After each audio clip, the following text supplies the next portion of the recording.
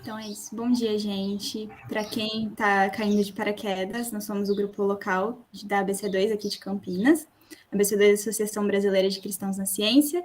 E hoje a gente está terminando o nosso estudo do ajuste fino do universo. O Matheus vai conduzir a gente aí nesses últimos capítulos. A gente guarda as considerações finais para o final, de como todo mundo achou, como foi a jornada. Mas antes da gente começar... primeiro, o nosso próximo livro de estudo, Recados, é o Escola do Messias, do Igor Miguel. Então, se preparem aí para essa nova série. E, antes de começar os nossos estudos, a gente sempre começa lembrando por que a gente está aqui, né? Nós somos não um grupo de estudo, não um grupo de pesquisa, nós somos um grupo de pessoas que creem em Cristo. Então, a gente começa sempre com um devocional. A Bia vai conduzir a gente, então, nesse momento. Bia, manda ver. Legal. Obrigada, Amanda. Gente, eu queria compartilhar uma imagem com vocês para ilustrar coisas que eu vou falar. Deixa eu só encontrar.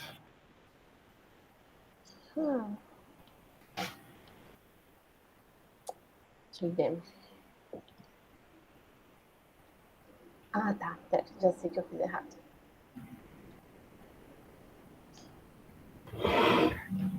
Aqui. Só me avisem se aparecer. Apareceu. Sim? Legal. Tem sido muito divertido, né? Muito construtivo, muito instrutivo também a leitura do nosso livro, e muito legal que a gente pode não apenas ler, mas discutir, né? E construir essas coisas juntos e refletir juntos. Eu lembro que no nosso primeiro estudo do livro, a gente pontuou um pouquinho sobre o que era teologia natural, sobre o que ela não era, e a gente concordou que teologia natural não é simplesmente fazer uma leitura simbólica da natureza, mas um dia desses, numa conversa com um amigo, eu acabei fazendo um pouquinho dessa leitura simbólica e me impressionando, assim, me maravilhando diante de algumas coisas, e queria compartilhar com vocês. Nessa conversa com esse amigo, um colega de trabalho, ele estava comentando que ele sabe distinguir o certo e o errado, e que ele sabe distinguir muitas vezes as luzes das trevas, né? A luz das trevas. Mas ele tem muita dificuldade de seguir a luz. E às vezes parecia que as trevas prendiam ele. Inclusive, gente, se a minha conexão estiver muito ruim, me avisem que talvez caia um pouquinho. E ele comentou comigo, nossa, às vezes para mim, embora eu queira seguir a luz, parece que eu tô lutando comigo mesmo. Parece que não é natural. Então, quem leu Paulo talvez vá encontrar uma ressonância nas falas do meu amigo. E então eu comecei a pensar sobre as plantas. Isso que a planta está fazendo, na verdade, é algo muito natural e totalmente inevitável para as plantas, que é crescer. Mas, embora pareça muito óbvio, talvez não seja óbvio dizer que as plantas crescem em direção à luz. E a gente pensa, bom, claro, né? Claro que ela cresce em direção à luz. Por que ela iria se afastar? Mas ela não só cresce em direção à luz. Nessa foto que vocês estão vendo, tem uma caixa de sapato. Aqui a gente tem um contornozinho da caixa. E geralmente essa caixa estaria fechada, né? Tem aqui a tampa, ela estaria fechada. Então, aqui ela foi aberta para que a gente pudesse ver o que aconteceu aí dentro. Mas a planta que estava nesse copinho de vidro aqui só tinha uma entrada de luz, que é essa janelinha aqui. E ela poderia chegar até a janela desde que ela se desviasse das barreiras que impedem a luz de passar diretamente.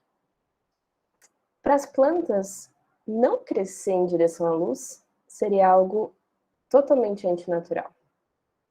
Elas têm esse movimento, e de fato é um movimento ativo e documentado, e envolve hormônios vegetais, que talvez alguns de vocês tenham ouvido falar, se o professor de biologia do ensino médio gostasse de botânica, o que não é tão comum, na verdade.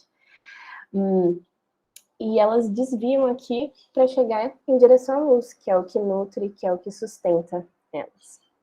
Pensando nisso, eu gostaria que a gente lesse 2 versículos juntos. Eu vou ler para a gente, na verdade, lá em Colossenses, capítulo 1. Eu vou ler os versículos 19 e 20.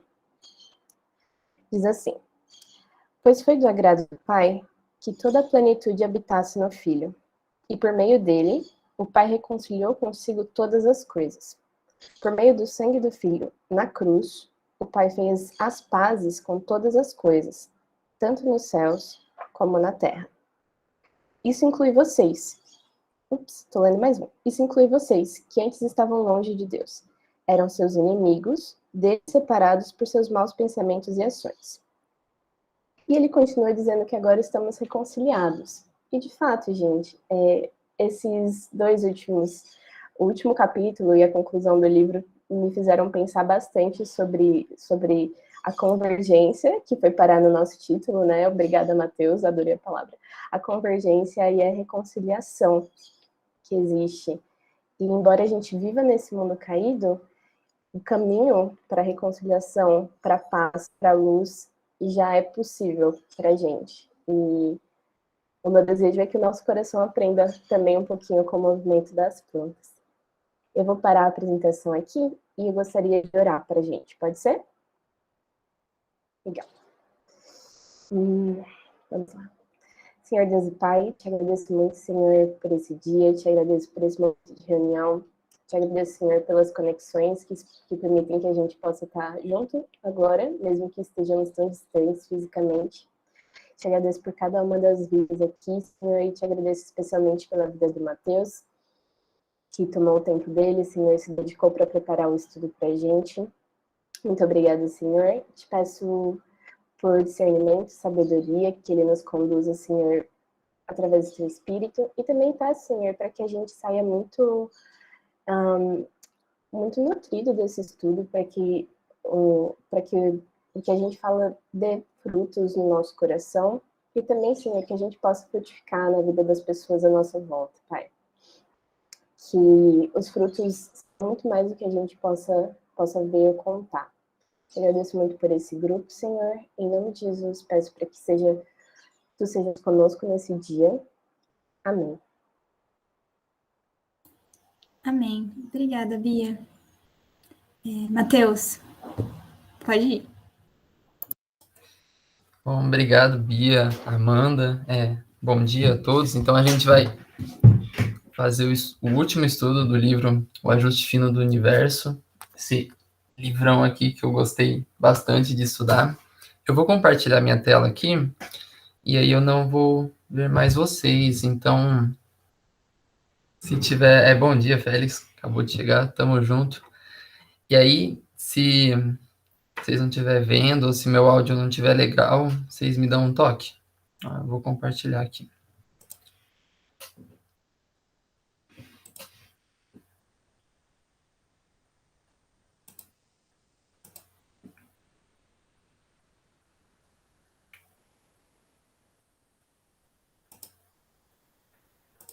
Ó, só uma pergunta. Ai, coloquei errado.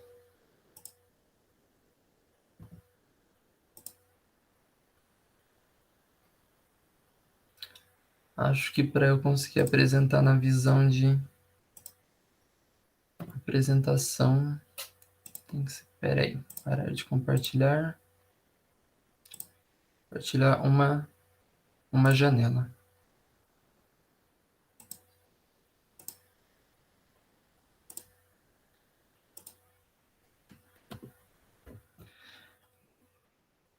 Não tá dando certo. Eu tô tentando compartilhar na visão de apresentador e deixar a tela inteira para vocês.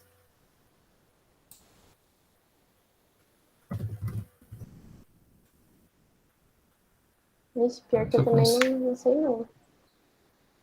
Deixa eu ver se eu consigo de uma outra forma aqui rapidinho. Aqui eu sei que dá certo.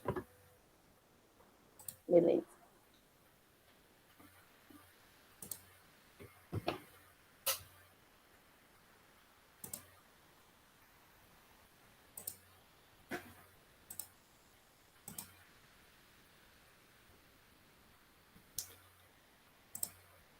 Só um minuto.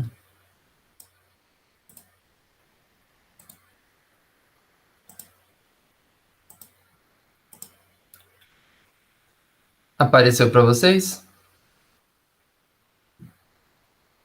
Ou não? Sim. A tela inteira, certinho? Tá certinho. Então, tá certo. Deixa eu abrir aqui. E agora, continua a tela inteira certinho para vocês ou tá a minha visão de apresentador? A tela normal. Tá que nem antes, tá? Inteira. Inteira certinho? Tá certinho. O áudio tá bom também? Podemos começar? Tudo certo. Então tá bom, obrigado, gente. Então, vamos lá pro nosso último estudo do livro Ajuste Fino do Universo, que o título aí, eu e a Bia trabalhamos nesse título aí que eu tava confuso para colocar um termo, fazer um título que abrangesse todo o livro, principalmente esse último capítulo que ele estuda.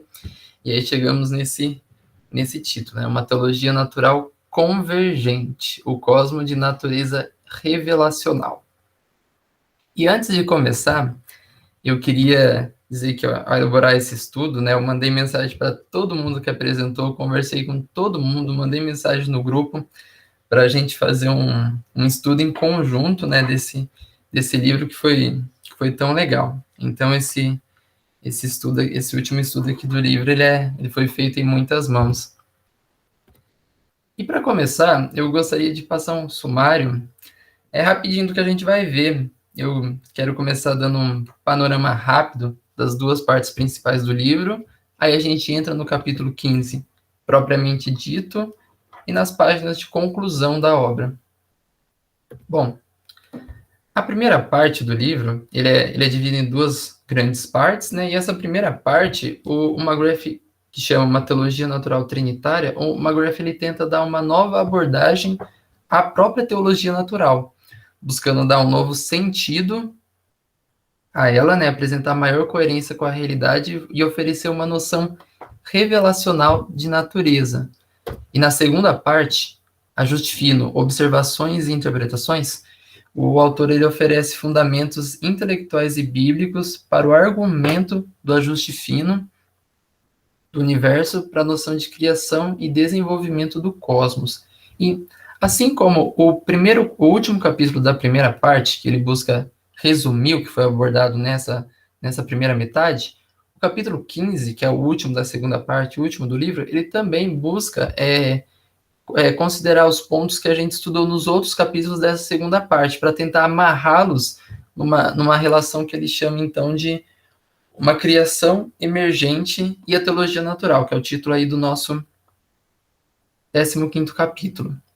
Mas, para começar, ele vai retomar o último capítulo da primeira parte, que é o capítulo 8, que tem o título Agostinho de Hipona sobre a criação, uma lente teológica. E eu queria dar um resumo desse capítulo em 3 pontos, né, que eu coloquei, inclusive, que a gente estudou na reunião do capítulo da última. Os últimos capítulos da primeira parte, a gente estudou esse capítulo, o capítulo 8, e esse resumo aqui é para a gente começar o capítulo 15, porque ele realmente retoma as ideias de Agostinho e dá uma nova interpretação para ela, né, uma extensão, né? Ele expande essas ideias. Então, em resumo, o capítulo 8, ele coloquei aqui em 3 pontos, e o primeiro é que Agostinho tem a concepção de que Deus trouxe todas as coisas à existência num momento específico de tempo. E o Agostinho, ele faz um apelo à razão verdadeira, a fim de compreender todos os aspectos da criação de Deus. E o terceiro ponto é que tanto o processo de envolvimento da natureza, ele acontece no contexto de direção providencial de Deus.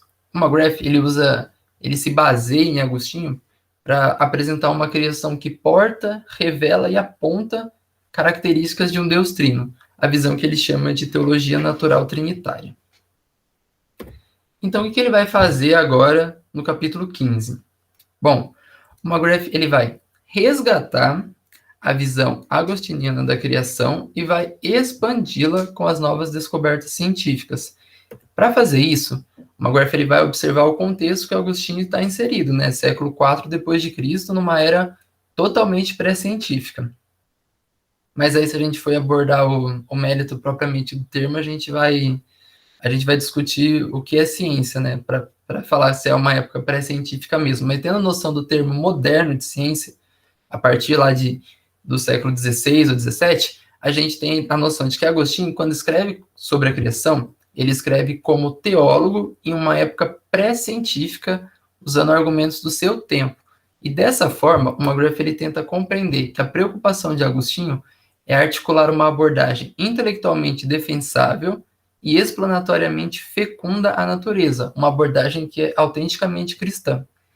Ele vai explicar que o ponto fundamental de Agostinho é que a atividade criativa de Deus é entendida como envolvendo tanto um ato quanto um processo.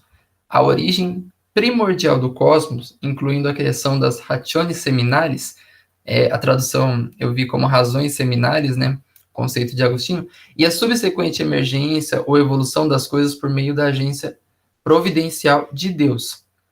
Então, para defender e estender essa noção agostiniana de criação, o McGrath ele volta também no século XVII, com dois carinhas aí que fizeram uma publicação sobre os tratados da teologia natural, e também no século XVIII e XIX com William Paley e a obra Teologia Natural.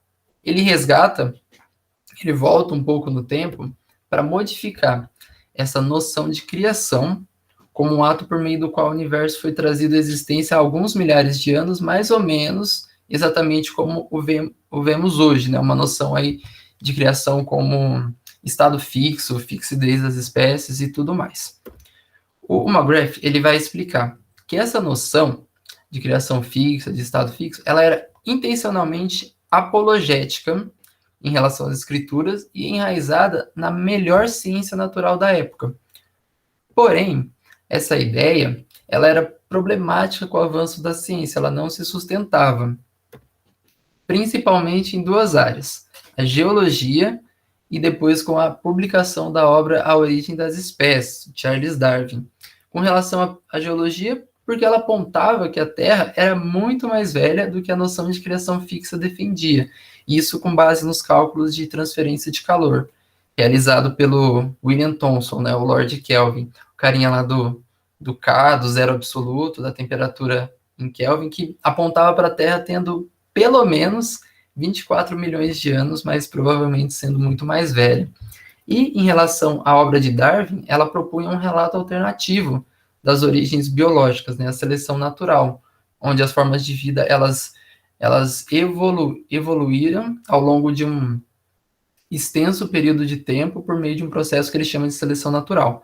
Só que isso apresentava algumas dificuldades para alguns relatos cristãos tradicionais da criação, fazendo com que uma nova abordagem, uma terceira via, olha só, fosse elaborada, que não fosse o relato tradicional de ordem fixa, nem a proposta original de Darwin. Mas vejam só, atenção, isso não submete a doutrina da criação ou a inerrância das escrituras ao domínio das descobertas científicas ou ao próprio avanço da ciência, mas isso mostra que o desenvolvimento científico e as verdades reveladas pela ciência nos fazem interpretar melhor as escrituras.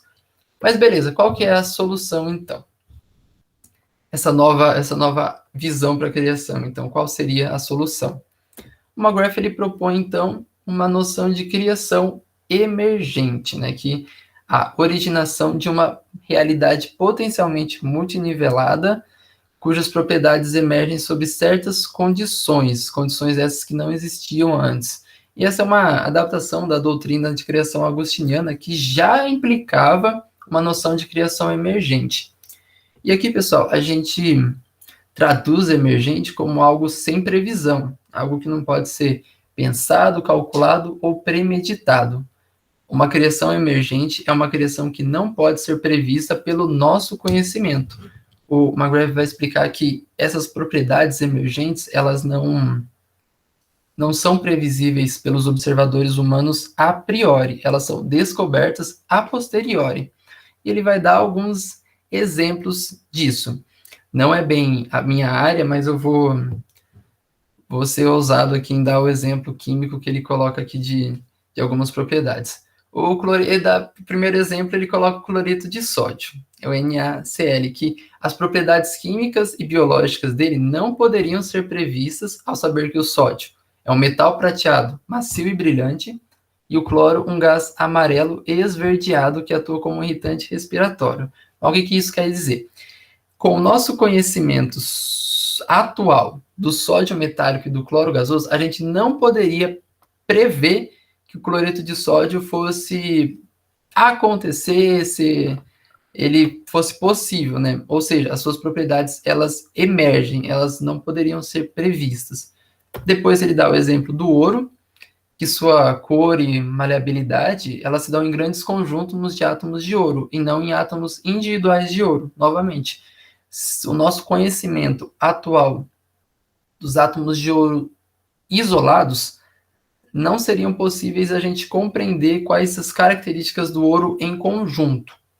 E ele vai dar outros exemplos, mas tudo isso é para ilustrar o fenômeno da emergência, que é o desenvolvimento de propriedades novas e imprevisíveis, bem como comportamentos em níveis crescentes de complexidade.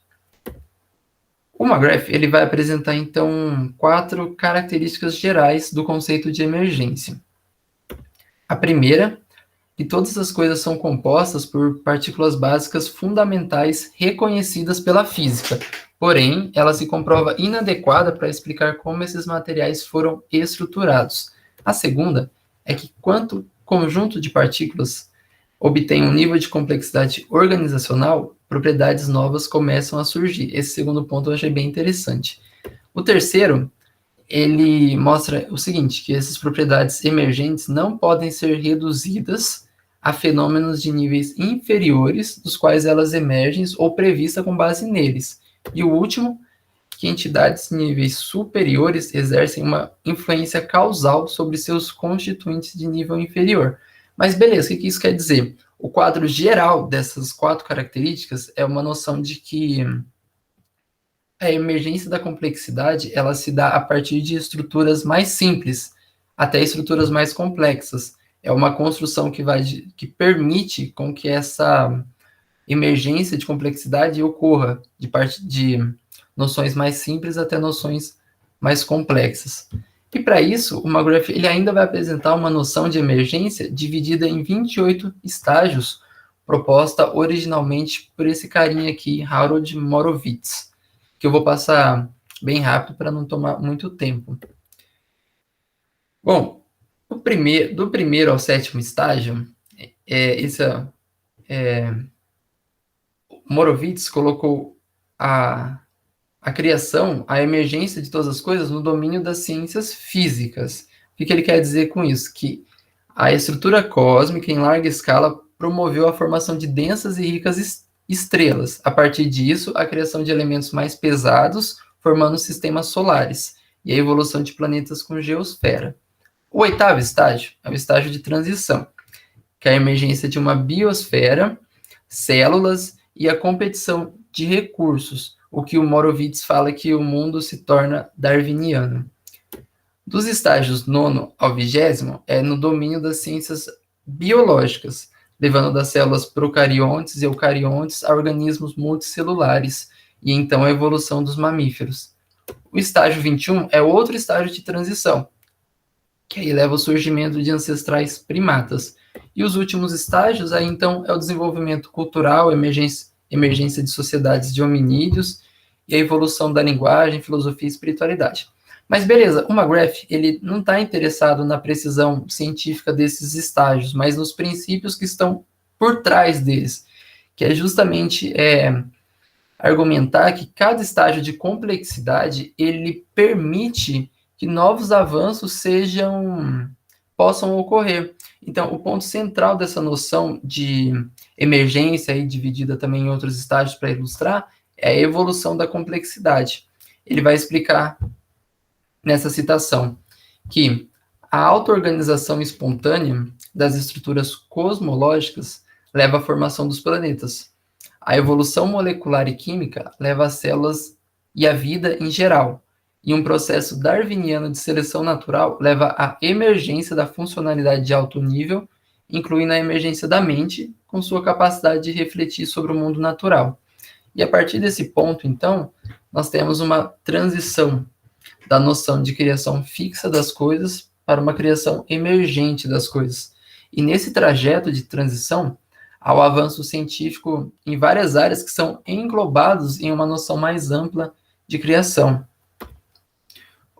Aí a citação que o Tom falou no começo da nossa reunião, que a citação de Charles Kingsley na publicação dele, Teologia Natural do Futuro, que o McGrath coloca no livro. Sabíamos há muito que Deus era tão sábio que poderia fazer todas as coisas, mas vejam, ele é tão mais sábio até mesmo que isso, no sentido de que pode fazer com que todas as coisas façam a si mesmas.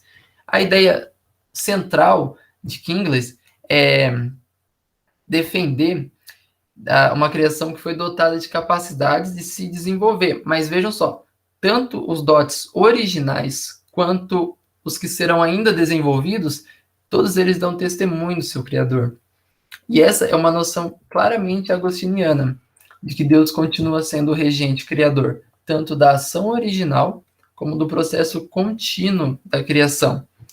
O McGrath, ele fala que o Agostinho ele citava regularmente João 5,17, né? O texto que Jesus fala que meu pai continua trabalhando até hoje e eu também estou trabalhando. Ele usa esse texto para apontar para uma coordenação fundamental das ideias de criação e providência, dando uma interpretação ao termo criação, no sentido estendido, de uma ação original e de um processo contínuo. O McGrath, ele vai explicar esse modelo, que esse modelo de criação emergente, ele se afasta da noção de criação fixa das coisas e pode ser acomodado dentro de uma série de perspectivas teológicas, fornecendo espaço para o desenvolvimento de uma noção mais recente, cientificamente baseada de criação. Nesse sentido, ainda, o McGrath vai propor a ideia de estratificação da realidade, que divide a realidade em várias camadas para conseguir levantar vários exemplos e argumentos em prol da emergência. Primeiro, ele aponta que há uma diferença entre os termos criação e natureza, que eles devem ser entendidos como envolvendo desenvolvimentos cronológicos e hierárquicos diferentes, nos quais níveis mais complexos emergem ao longo de períodos longos de tempo. E dessa forma, ele argumenta que a emergência é mais bem entendida como caracterizada por estruturas estratificadas, hierárquicas, com cada uma com seu nível distinto de ordem, linguagem descritiva e modo apropriado de análise. Mas essa abordagem, ela não é nova. Esse filósofo, Nikolai Hartmann, ele argumentou que precisamos de uma ontologia crítica, sensível à natureza, complexa e diversa. Essa noção de estratificação de Hartmann marcou uma reação contra o positivismo lógico da década de 30, que não considerava a natureza como algo fundamentalmente ontológico, mas um processo essencialmente heurístico. O que isso fez? Por um lado, essa noção ofereceu uma reação à ideia de que a natureza devesse ser testada empiricamente, fornecendo aí muitas vezes respostas inconclusivas ou até mesmo imperfeitas, e sem, talvez, um aparente sentido. E, por outro lado, apresentou uma noção de que a própria realidade, não apenas a percepção humana, ela é multinivelada, com cada uma dessas etapas que possui um sentido, uma ordem, uma explicação, uma direcionalidade também, apontando aí para alguma coisa. O McGrath, ele explica que essa noção de estratificação da realidade não apresenta dificuldades para as ciências naturais. Muito pelo contrário, ela encontra coerência com seus métodos e suportes em nome como Albert Einstein, que em 1936 escreveu sobre a estratificação do sistema científico, mostrando que a tentativa humana de fazer sentido às coisas eram multiniveladas, e ele esperava que o avanço científico provasse alguma dessas camadas multiniveladas como coerente e algumas delas como redundantes, que aí seriam então descartadas. Mas a noção de estratificação também é importante para as ciências sociais, porque ajuda a entender como que um objeto, o mesmo objeto, ele tem várias análises, né? Como que ele é visto e representado em diferentes contextos.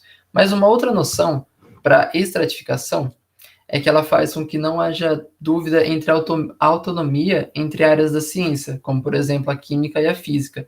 Essa noção de estratificação mostra que não há superioridade entre essas áreas da ciência, e que elas devem ser entendidas justamente por essa noção de divisão em camadas, que faz com que, nesse sentido, tanto a química e a física sejam entendidas no sentido ontológica e epistemologicamente distintas. O que ele quer dizer com isso? Ontológica no sentido de serem representações essenciais da realidade e epistemológica no sentido de serem explicações dentro dessa realidade. O McGrath, ele vai usar essa frase que eu coloquei aqui embaixo, que a ontologia determina a epistemologia. E isso foi um conceito que eu demorei para entender, eu tive que mandar mensagem para algumas pessoas aí para tentar me explicar o que ele quis dizer com isso. Mas partindo da ideia de que a ontologia é a doutrina do ser e, consequentemente, a doutrina da realidade, e a epistemologia é a doutrina do conhecimento, a gente tem a ideia de que o nosso conhecimento ele está dentro da realidade a qual a gente está inserido. Então, ele é submetido a ela. Não no sentido de não poder ver além, mas no sentido de conhecer aquilo que a gente vê. Então, nessa ideia, o McGrath ele vai promover que todas essas áreas da ciência, elas são distintas em essência, né? Elas são camadas da realidade e, portanto, elas têm métodos científicos diferentes, representações diferentes, mas elas são todas conectadas entre si, nesse diagrama que eu coloquei aí para dar um exemplo. Mas um outro exemplo, que vai um pouco além daquela ideia, por exemplo, de um quebra-cabeça, com a física, a química, a biologia se encaixando e dando um quadro maior, eu queria propor a ideia de que elas podem ser vistas como partes de um mesmo prisma, o qual a luz reflete sobre elas e se decompõe em um variado espectro de cores, né? Apontando aí uma explicação ou uma noção muito maior da realidade do que aquele que a gente pode ver a princípio. E essa noção de prisma, mostrando a natureza, que pode mostrar muito além disso, ela repousa lá em Hermann Doivert, que fala que Deus possui uma única vontade, que é perfeita e coerente, e quando atravessa o prisma do tempo, ou seja, manifesta-se na criação, ela se revela em diferentes aspectos. Ou seja, Deus tem soberania sobre tudo, sobre toda a criação, e toda a criação reflete a sua vontade. E com as ciências naturais, isso não seria diferente. Então, para concluir o capítulo 15, McGrath oferece, então, essa noção de criação emergente, que não podia ser prevista, mas que ocorreu sob controle de um Deus criador, presente tanto no ato original, tanto na ação original, como no processo contínuo. E que essa criação ela é finamente ajustada, que ela está sob controle desse Deus, ajustando, ordenando e sustentando toda a criação, que também pode ser vista como dispostas em camadas, no qual vivemos em um mundo que é ontologicamente unitário, embora nosso conhecimento desse mundo seja metodologicamente diverso. Isso quer dizer que devemos reconhecer que há múltiplos modos de descrever, de interpretar, de olhar para um processo natural. E cada ciência tem o seu próprio método, né? Mas, de qualquer forma, todas elas são unidas e provém de um conjunto igual entre si.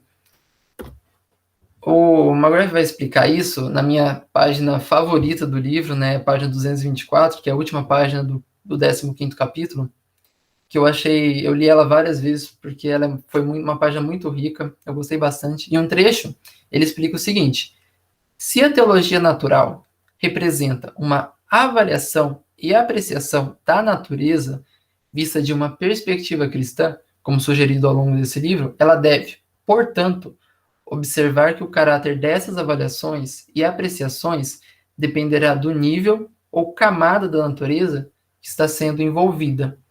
Uma vez que cientistas naturais têm proposto várias camadas da natureza, pode-se ver que esses múltiplos níveis podem e devem, pelo menos teoricamente, ser abarcados por uma teologia natural cristã abrangente, ou convergente, que foi o título que a gente usou aqui. Ele explica, o McGrath conclui dizendo que nada que vimos nesse livro, dentro do espectro das abordagens tanto cosmológicas, química, física, biológica, principalmente aí que a gente viu bastante da biologia evolutiva, nada disso deixa de lado uma busca pela beleza na cultura humana, ou um anelo humano pelo inalcançável, coisas que deveriam ser vistas como partes integrais de uma autêntica teologia natural.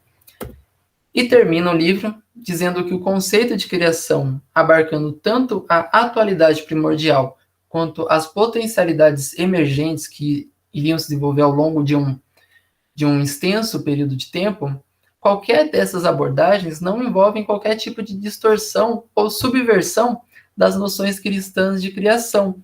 Muito pelo contrário, elas oferecem uma lente a qual a criação pode ser vista de uma maneira mais nítida, com uma legítima e necessária expansão. E é isso que o McGrath chama, então, de uma criação emergente.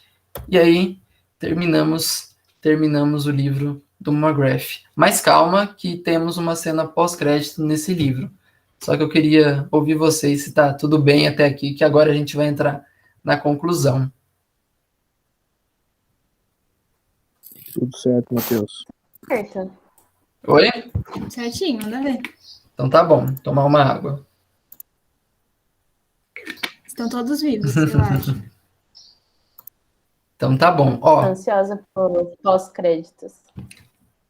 tem que ter paciência. Já pensou se não tivesse pós-crédito? Mas esse livro tem. E é a conclusão que ele coloca em, acho que são as últimas 5 páginas do livro, que são, nossa, riquíssimas. Para começar essa conclusão, o McGrath ele vai falar o seguinte, que esse livro ele abordou as questões mais fundamentais da nossa existência. Como fazemos sentido ao mundo ao nosso redor, qual é o nosso lugar no universo, qual é o sentido das coisas. Só que essas perguntas, olha só, elas são debatidas desde que gente é gente. E não há nenhuma razão para a gente supor que qualquer tipo de conclusão esteja à vista, ou que ela seja até mesmo possível. Elas permanecem frustrantemente e tentadoramente abertas. Só que essa abertura pode gerar alguns problemas, né? Como, por exemplo, foi no caso do iluminismo, né? Que buscou dar uma narrativa singular e unificada da realidade. Ou seja, uma única explicação para todas as coisas. E isso claramente não foi possível e nem tampouco é possível. Mas o McGrath ele também não faz isso. Ele fornece uma base bem ampla para um desenvolvimento intelectual das ciências naturais e um desenvolvimento teológico referente à própria teologia natural. Dessa forma, ele oferece, então, uma nova abordagem à teologia natural, que, tendo aí a definição de teologia natural como um empreendimento intelectual de explorar o mundo natural que observamos e perguntar se ele pode revelar outro domínio, que aí naturalmente é descrito como transcendente ou divino, tendo em vista que a teologia natural é esse esforço de linkar o mundo observável com o transcendente, o natural com o sobrenatural. E dessa forma, o McGrath pergunta, se os céus declaram a glória de Deus e o firmamento as obras de suas mãos, como que isso ocorre? Mas para fornecer uma nova abordagem, a teologia natural ela deveria ter uma primeira abordagem, certo? Então, dessa forma, o McGrath ele também faz um breve panorama histórico do desenvolvimento da teologia natural ao longo do tempo. E aqui eu queria passar para vocês essa noção de linha do tempo, bem rápido também para não ficar chato e nem confuso, mas para ter uma noção de quase tudo não, né? Aí já pode ser demais, mas do desenvolvimento dessa noção de teologia natural e principalmente a noção do sobrenatural que se manifesta no natural. Para começar, então, essa primeira noção de natureza que pode provar o divino começou lá com Platão no século IV a.C., que o divino, e aí nesse caso, em Platão, o divino são o conjunto de divindades do panteão grego, né, os deuses olímpicos, ou olimpianos, enfim, que essa noção de divino que pode se manifestar no natural, com Platão. Depois ela passa para Aristóteles também, século IV a.C., com a existência de um motor imóvel, algo que sustenta todas as coisas, que move a natureza, mas que não é movido por nenhuma força. Esse motor imóvel, então, no conceito, acho que Aristóteles falou disso na metafísica dele. Aí depois a gente tem o século I depois de Cristo, com esse carinha aqui, Marco Terêncio Varrão, que foi o primeiro que desenvolveu o conceito de teologia tripartite, dividida em mítica, civil e natural. O Agostinho ele vai citar esse Varrão para desenvolver a sua própria teologia natural. E nesse sentido, Agostinho vê não uma ação de divindades que se manifestam na criação, mas a ação de um único Deus na criação e no desenvolvimento do cosmos. Um salto, então, aí para o século XII, temos Anselmo de Cantuária e o argumento ontológico para provar a existência de Deus com base em argumentos puramente teológicos, mas muito racionais também. No século XII, temos aí Tomás de Aquino e o conhecimento de Deus, que em Tomás de Aquino a gente tem aquela pergunta, né? O que a razão humana, sem a revelação, pode nos dizer sobre Deus? Avançando um pouco também, para o século XVII, temos o John Ray e o William Derham, que fez a publicação dos tratados sobre a teologia natural, que influenciou demais William Paley e a sua publicação também, Natural Theology, com o conceito do relojoeiro divino. Todas essas abordagens até chegar no conceito do Alistair McGrath para uma nova abordagem à teologia natural. Mas, em resumo, da abordagem clássica da teologia natural até chegar no McGrath, a gente passa por uma ideia de que a existência de Deus, que a natureza pode provar essa existência com base na razão e uma observação, aí bem entre aspas, neutra da natureza, ou uma teologia com tendências iluministas, né, que aí busca baseadas na reflexão humana sem qualquer tipo de influência religiosa, sem a revelação. O McGrath, ele tenta ressignificar essa abordagem apresentando um novo sentido a ela.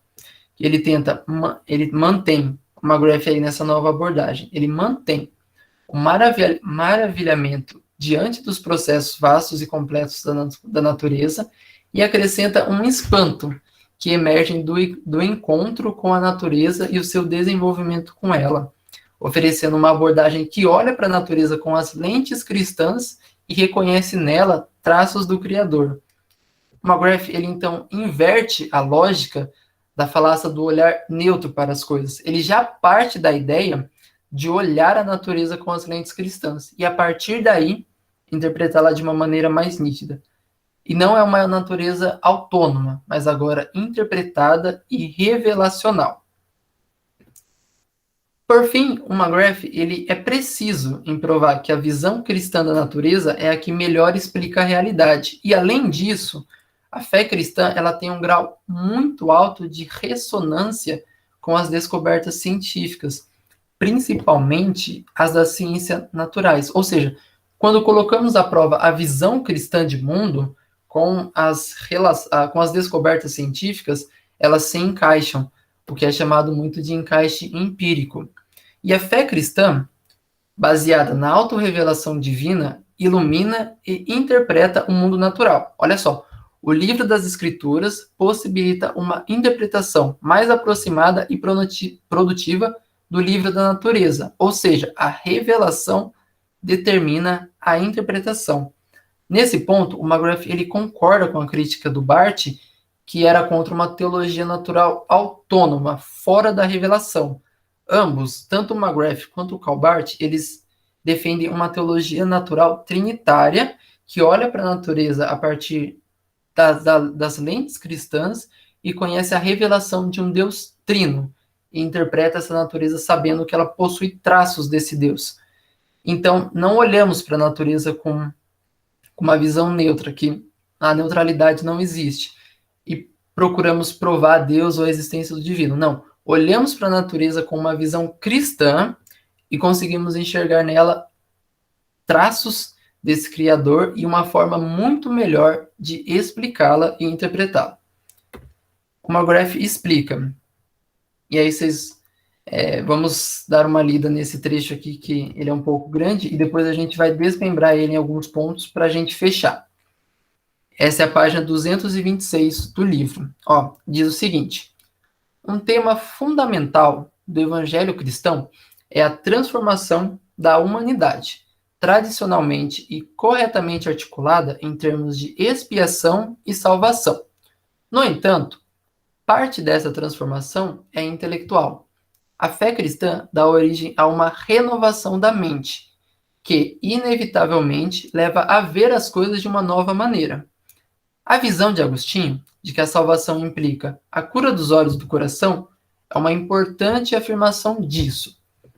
Estendendo a imagem de Agostinho, a teologia natural abarca tanto a cura da nossa visão espiritual, quanto o que nós subsequentemente percebemos da natureza. Isso designa tanto o processo do envolvimento cristão com a natureza, quanto o entendimento da natureza resultante. Portanto, a abordagem aqui adotada representa mais do que uma teologia da natureza. Ela envolve tanto os processos de avaliação e envolvimento, quanto também os seus resultados. E aí vamos desmembrar esse texto em alguns pontos. Primeiro, a teologia natural, ela não deve ser entendida simplesmente como uma atividade de fazer sentido. Ela é claramente mais rica e profunda que isso. A gente estende ela para uma noção de apreciação estética da natureza também, quanto uma adaptação moral de suas possibilidades, a fim de compreender os seus resultados. Um outro ponto é que a noção de ver, ela também é estendida. Ela abarca tanto as noções de interpretação, apreciação, como também de ação orientada. E a teologia natural, ela diz respeito para uma busca teológica fundamentada pela verdade, beleza e bondade presentes na natureza.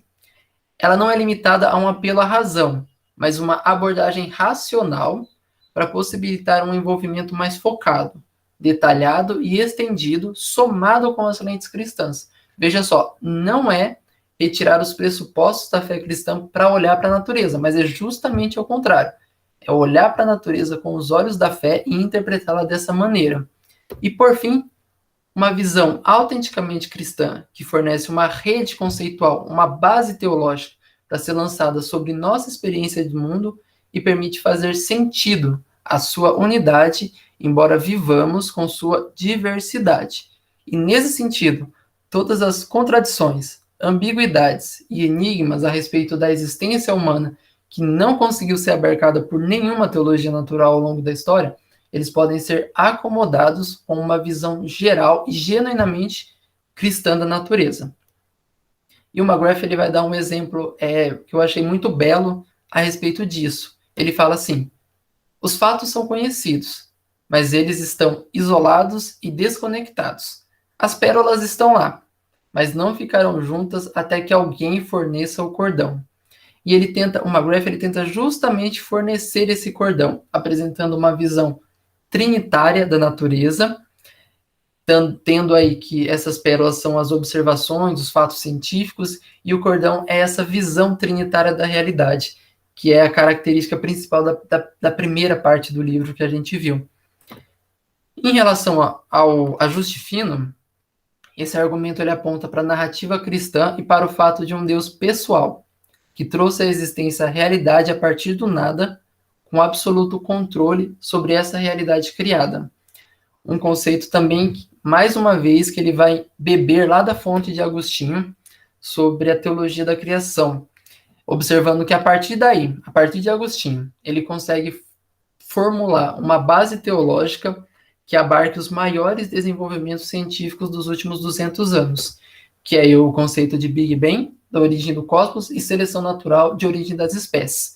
Esses entendimentos contemporâneos, eles são abarcados dentro dessa visão mais ampla de teologia natural e podem ser compreendidos de uma melhor forma, mostrando que esses consensos científicos, dentro de uma criação emergente, revelam um Deus criador, que cria todas as coisas a partir do nada, como quem sustenta todas as coisas ao longo da história também. E aqui, para a gente encerrar, eu queria propor uma reflexão a respeito do sétimo dia da criação, que aí eu coloquei como o ápice da criação. A gente, às vezes, olha para o sétimo dia da criação como um fato eventual relacionado aos outros dias, né? Aconteceu 6 dias e no sétimo Deus descansou devido aos outros 6 dias. Mas o sétimo dia eu coloco aqui como o ápice do processo criacional, pelo fato de que, a partir do sétimo dia, Deus Criador se revela à sua criatura. O ser humano é a coroa da criação. Isso é fato e eu não quero mudar isso. E nem pretendo, misericórdia. Mas após o sétimo dia, se revela o ápice da criação. Porque vejam só, Deus ele poderia criar todas as coisas, colocar o homem e a mulher lá no jardim, ou em outro lugar que Deus assim que criou e fez, ele poderia criar todas as coisas, colocar o ser humano lá e sumir. Aí o ser humano vai estar lá, olha para uma árvore, sei lá se pode chamar de árvore, olha para alguma coisa e fala, ué, o que aconteceu? Mas não, Deus, ele escolheu se revelar à sua criatura. E mais do que isso, Deus escolheu estar presente e habitar junto com a sua criação. Ele escolheu se relacionar com a sua criação.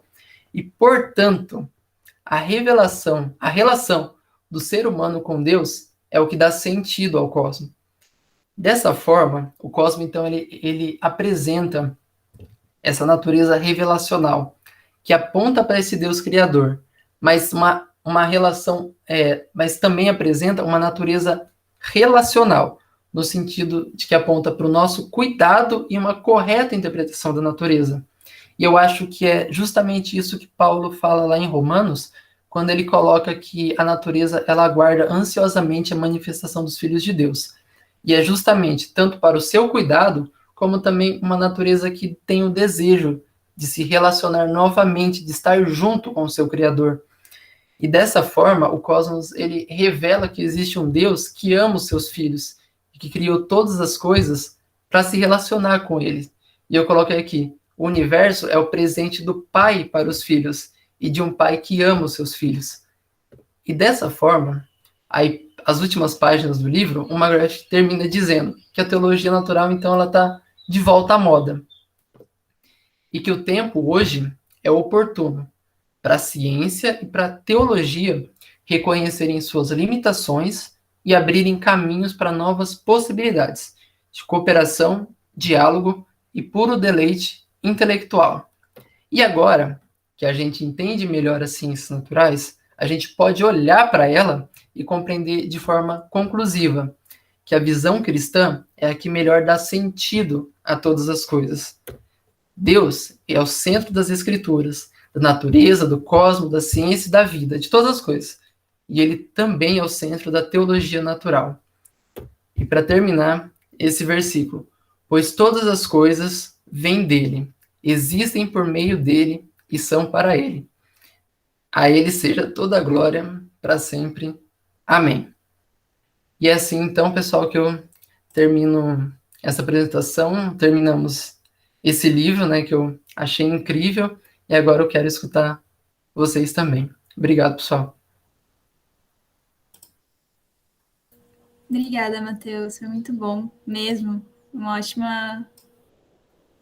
ótimo texto também para terminar o estudo e que toda a jornada que a gente fez. Agora a gente abre para as perguntas, se alguém quiser falar, pode falar, mas eu queria fazer um comentário bem rápido antes, conectando um pouco com o devocional da Bia. Essa imagem do prisma, né, do Doiverd é muito legal. E o Guilherme de Carvalho, eu não sei se isso é o Guilherme de Carvalho falando ou se é o Doiverd e o Guilherme está citando. Mas que da mesma forma que a gente vê como a vontade de Deus se espelha para toda a realidade, né, como se fosse do prisma, a gente também pode olhar na direção contrária, como se todas as coisas estivessem convergindo para um ponto dentro desse prisma e apontando para Deus.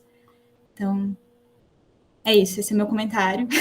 Se alguém quiser comentar mais alguma coisa, fazer alguma pergunta, tá aberto, gente.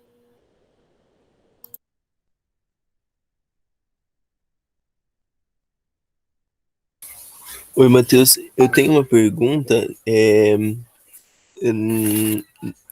A parte que você falou sobre encaixe empírico, eu não entendi muito bem o que quer dizer, porque, tipo assim, o que eu tenho de conceito de empírico é, tipo, aquele conhecimento que a gente tem meio que infundado, não é isso, mais ou menos? E aí, tipo assim, no encaixe empírico você disse que, tipo, a natureza faz sentido tudo com que a teologia tá dizendo, né? Mais ou menos isso ou eu entendi errado? Isso, não, é isso mesmo. Com empírico a gente tem uma noção de algo que é testado. E dessa forma que ele fala do encaixe empírico, ele coloca que, por exemplo, diante da nossa experiência prática, da nossa visão, por exemplo, diante de alguma descoberta científica, algo que pode dar a Bia saiu, tchau, mas não deu tempo. Ela precisou sair. Tá bom. Mas, diante, então, dessas descobertas científicas e principalmente diante da nossa experiência, uma noção que faz com que, por exemplo, qualquer tipo de contradição ou qualquer tipo de uma noção que seja imperfeita, ela encontra um lugar de descanso e sentido justamente com essa visão cristã. Por isso que ele fala do encaixe empírico, que diante das descobertas científicas ou da nossa própria experiência, o que dá sentido a elas é justamente a nossa visão cristã. E nisso ele coloca essa definição como encaixe empírico. Ficou Certo, claro? muito obrigado. Melhorou? Ou Melhorou. Melhorou sim, obrigado. nada?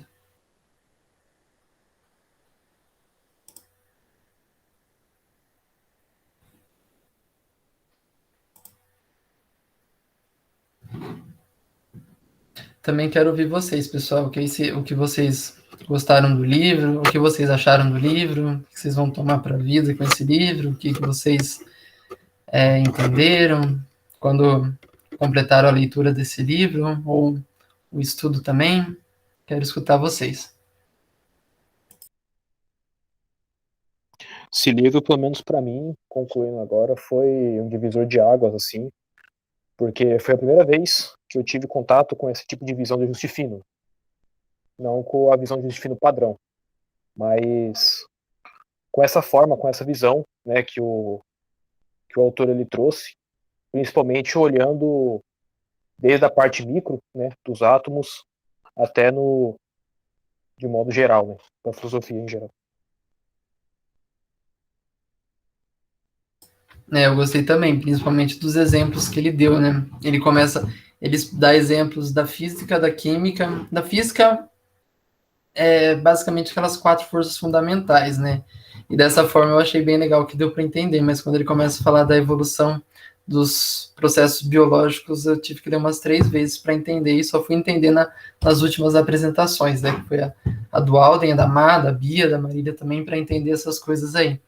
Mas ele dá muito fundamento para o argumento do ajuste fino, principalmente nessas áreas da ciência natural.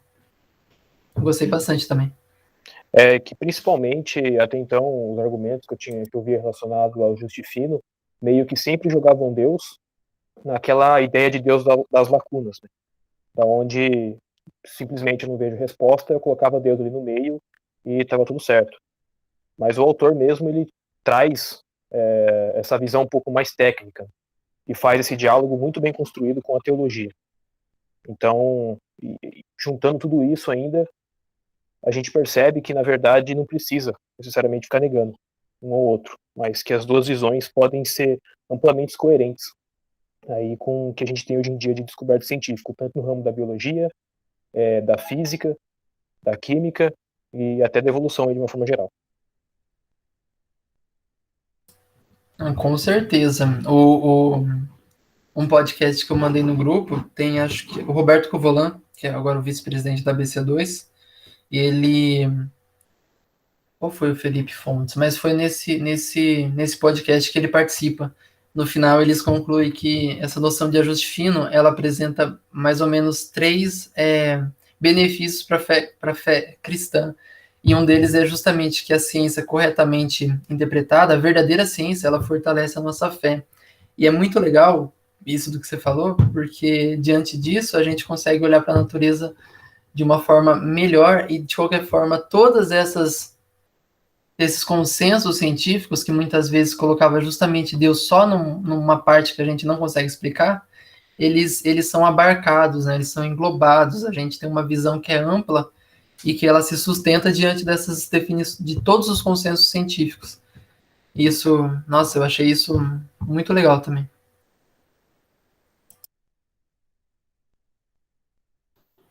Pode ir, Félix.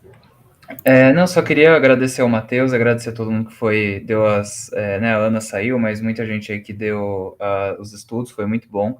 Eu concordo com vocês, eu acho que para mim eu não sei, a gente sente um certo medo, né, quando coloca Deus só no que não dá para explicar, porque vai que um dia dá para explicar, né, e aí Deus vai para onde, né, porque tem muita gente que, eu já vi isso por aí, né, ser falado de, o pessoal, os cristãos, eles jogam, tudo que é meio difícil de explicar, eles jogam Deus, só porque eles têm medo ou eles precisam achar algum lugar para enfiar Deus no meio, como se Deus fosse uma coisa secundária, né? Mas eu acho que quando a gente já assume lá, já entra no discurso, entra falando já de uma fé trinitária com todas as bases, é muito mais bonito, é muito mais seguro e é muito mais eu acho que dá para fazer ter uma visão de todo da Bíblia, da revelação, de tudo muito mais bonita. Então, acho que esse livro para mim foi sobre isso, assim, foi sobre como olhar para as coisas mesmo. Acho que foi muito bom. Não consegui acompanhar com a leitura, eu vou ter que terminar depois, pagar o atraso, mas o que deu para ler até agora foi muito bom, junto com os estudos.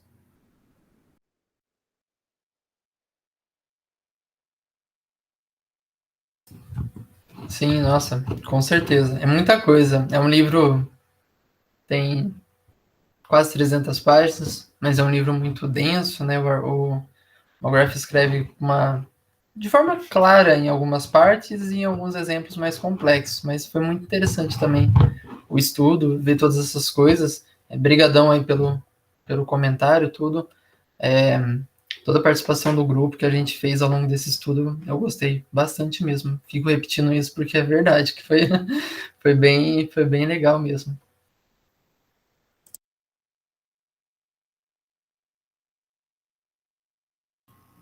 Bom dia, pessoal. Foi muito bom a apresentação, essa finalização do estudo do livro e todos os outros estudos que vieram desde o início do livro.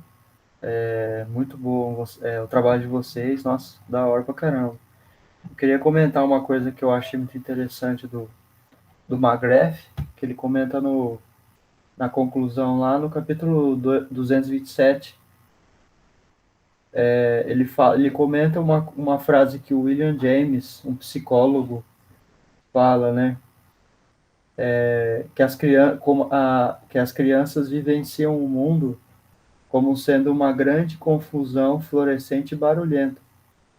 Realmente, a gente se sente assim muitas vezes, né? É interessante essa forma de emergência e essa forma de ver o mundo a partir da emergência, das camadas estratificadas, a estratificação, né? Como você percebe como é incerto e como a gente consegue entender, mas ao mesmo tempo não consegue, né? E eu vejo que nesse reconhecimento disso, existe uma virtude. Parece que ali, no reconhecimento dessa incerteza, que existe certezas, mas entre elas existem certezas. Às vezes até essa ideia que eu falei parece até meio lacuna, né? Que existe aquilo que eu sei, aquilo que eu não sei, aquilo que eu não sei tem Deus. Mas não é exatamente isso. É uma coisa mais profunda, né? Que assim, parece que a simples incerteza de nós não sabermos, por exemplo, prever certas características, existe uma virtude do ser criado, né? De que realmente eu acho que por isso nós realmente conseguimos nos posicionar na criação como seres criados, tendo Deus acima da gente e a gente entendendo que, poxa, não importa o tanto que a gente queira entender o mundo, igual foi colocado, né, colocado durante a apresentação sobre o iluminismo, né? A ideia era fazer um raciocínio singular, né, de tudo. E isso não foi possível, né? E muitas vezes pelo menos eu posso dizer que eu me pego às vezes nesse pecado de querer entender tudo de uma forma singular, está estudando a teologia, estudando a teologia natural, e você tenta entender, mas aí você se pega no seu próprio erro e você percebe que, nossa, o que eu estou tentando fazer, né? Não é possível, eu não consigo. Então, qual é o motivo disso tudo, né? Se a gente não consegue, qual é o motivo disso tudo? E aí volta nessa frase, né? Você vê o mundo como uma grande confusão e barulhenta. Aí eu até anotei do lado do livro, assim, quando eu tinha lido, eu até anotei uma legendinha aqui do lado dessa frase. Aí eu vou ler aqui. Parece que só temos prazer em estudar essa melodia, a melodia do mundo, né? Porque fazemos parte dela. Ela está sendo feita para Deus em última instância, não a nós, né? Tipo, a gente só ama ver isso porque a gente faz parte da melodia. A gente não é um ser tá fora dela vendo e estudando ela o livro do John Edwards sobre até, qual que é o nome dele? O fim para qual Deus criou o mundo. Tem uma parte que ele conceitualiza um ser sábio e desinteressado, uma terceira pessoa desinteressada fora da realidade para tentar julgar a realidade. Aí ele coloca essa lógica, ele coloca as lógicas dele a partir da visão desse ser. E o pior é que nós não somos, né? Não somos esse ser, não conseguimos ser. E realmente nós fazemos parte dessa melodia. Só amamos a melodia porque nós fazemos parte dela, nós nos identificamos com ela. E aí você tem que, ao mesmo tempo que você ama e estuda, ao mesmo tempo que é importante a gente identificar que, ou reconhecer que quem está acima dela, na verdade, a melodia é para ele, né?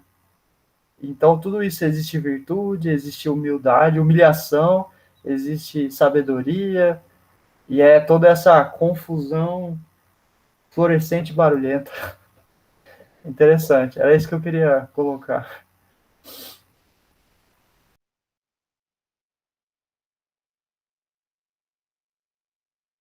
Não, perfeito. Perfeito, gostei. Muito, muito bonito o comentário, as suas anotações daquele trecho. Gostei, concordo, acho muito bonito mesmo. E é isso aí, né? Aí, completando, né, ou também acrescentando o seu comentário, aquele, aquele trecho lá da primeira carta de Paulo aos Coríntios, né, um dos meus capítulos favoritos da Bíblia. Eu tô cheio de, nossa, minha página favorita do livro, meu capítulo favorito da Bíblia. Mas esse gente, é 1 Coríntios 13, lá quando ele fala do amor e tal.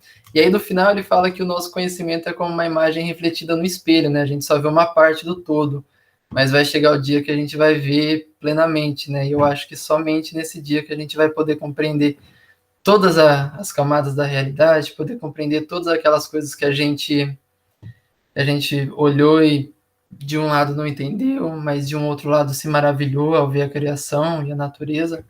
Mas é exatamente nesse dia que a gente conhecer Deus face a face, conheceremos a verdade face a face, e aí todas essas dúvidas elas vão ser solucionadas, né? E aí a gente vai conhecer tudo plenamente.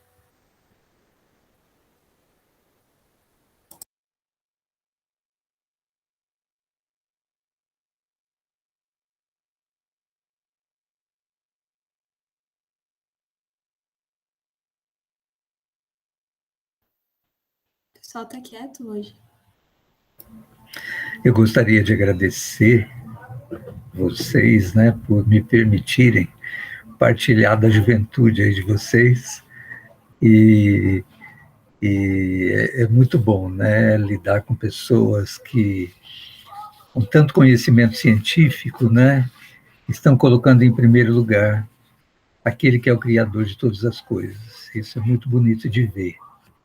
Que Deus faça com que o espírito dele acompanhe vocês dia a dia, nas dificuldades que terão no meio acadêmico e por onde vocês estiverem, né? Porque a gente vai olhar lá no final da história, né, para trás e dizer, puxa, que bom que eu tive essa oportunidade, né, que vocês estão tendo hoje, que eu também estou tendo junto com vocês. Então, que Deus abençoe. Realmente, né, as ciências naturais não fazem parte do meu campo, mas eu me esforcei aqui para ler um livro que para mim é muito difícil. Aprendi várias coisas e no campo mais da teologia, da filosofia, da psicologia, aí é mais fácil para mim.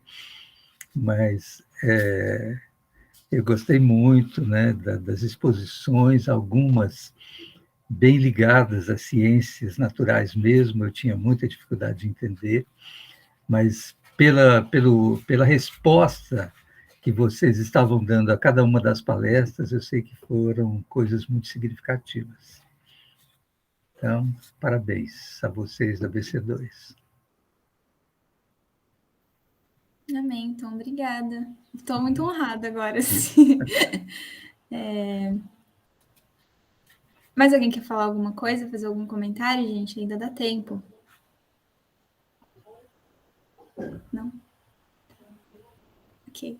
Então, acho que fechando um pouco o conversa, né, ouvindo as reverberações aí da apresentação do Matheus, eu acho que o que a gente aprende no fim é que a gente é muito pequeno, né? Mas Deus sabe de todas as coisas, Ele está no controle de todas as coisas, né? Deus não se surpreende, né? Ele sabe de fato tudo o que acontece e como todas as coisas estão finamente ajustadas. E se não fosse por isso, a gente não estava aqui, né? Então, glória a Deus por isso. Matheus, você quer fazer algum comentário para fechar? Só agradecer também vocês, a participação, os comentários, a paciência com o último estudo aqui, apresentação. Chegamos ao final desse livro, né? E caminhamos juntos, né? Juntos. E isso foi o mais espetacular, porque também um estudo sozinho do livro é uma coisa, mas um estudo em conjunto com uma galera como essa é totalmente diferente. E é justamente isso que o Tom falou, desse maravilhamento diante da obra de Deus e colocar ele acima de todas as coisas, porque como o último versículo eu quis fechar com ele, né? Porque todas as coisas são por ele, para ele e por meio dele. E é aí que a gente termina e entende também as outras coisas, né? Por meio dele. E é isso, pessoal. Obrigado e vamos junto aí para o próximo estudo. Então é isso, gente. Antes da gente terminar, calma. Daqui 15 dias, né, no nosso próximo encontro, a gente vai ter um encontro avulso para dar uma descansada dos livros. O título que está aqui é Os cristãos medievais ensinavam que a Terra era plana? Pergunta, dúvida. Então, não vamos esquecer do print, Matheus, tá na minha cabeça. Vou só parar a gravação antes.